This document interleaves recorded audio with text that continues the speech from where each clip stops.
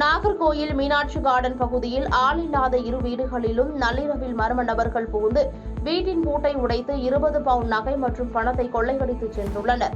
கன்னியாகுமரி மாவட்டம் நாகர்கோவில் மாநகராட்சிக்குட்பட்ட மீனாட்சி கார்டன் பகுதியில் நேற்று நள்ளிரவு ஆளில்லாத இரு வீடுகளில் தொடர் கொள்ளை நடந்துள்ளதாக அப்பகுதி மக்கள் கோட்டார் போலீசாருக்கு தகவல் தெரிவித்தனர். அதன் பெயரில் போலீசார் சம்பவ இடத்திற்கு விரைந்து வந்து சோதனை செய்தனர்.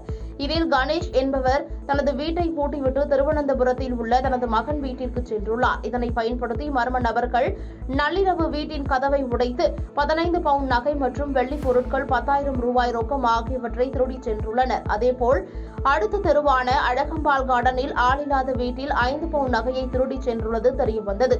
இதுகுறித்த சிசிடிவி காட்சிகளை போலீசார் கைப்பற்றியும் கைரேகை நிபுணர்களை கொண்டு சோதனை செய்து விசாரணை நடத்தி மர்ம நபர்களை தேடி வருகின்றனர். பாதகம் செய்பவரை கண்டால் நாம் பயங்கொள்ளலாகாது பாப்பா. மோதி மிதித்து விடு பாப்பா, அவர் முகத்தில் உமிழ்ந்து விடு பாப்பா. அண்மை செய்திகளை உடனுக்குடன் தெரிந்து கொள்ள இணைந்திருங்கள் இயம்நாடு தொலைக்காட்சியுடன்.